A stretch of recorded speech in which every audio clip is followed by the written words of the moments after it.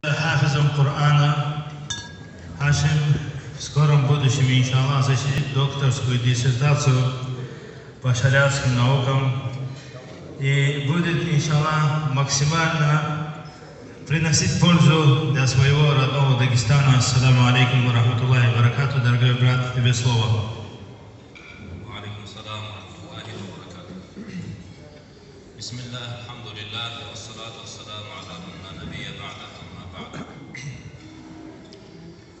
Во-первых, прошу Аллаха, чтобы Аллах принял все пожертвования и расходы, которые сделали ради этого ифтара, и все те дела, которые стали причиной нашего собрания здесь сегодня. Хотел бы поговорить про город Дербент. Город Дербент, история гласит, что начало его было около более даже 5000 лет назад.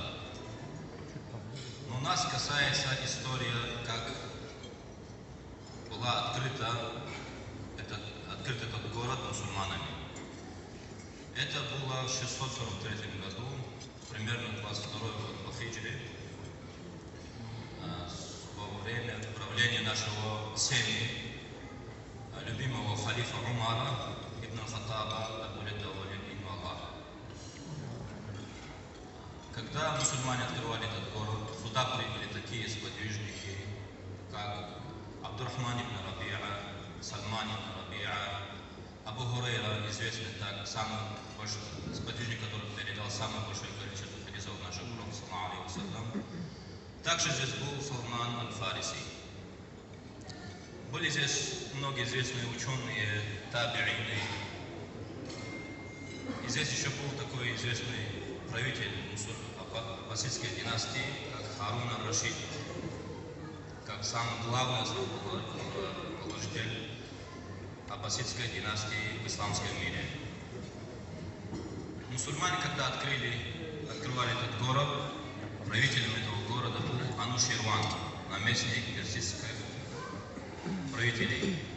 Тогда он без боя открыл город мусульманам, и мусульмане начали здесь проживать.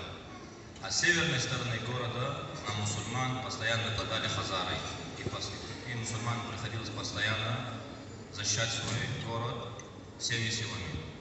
Как ослабевали войны, мусульмане начали ходить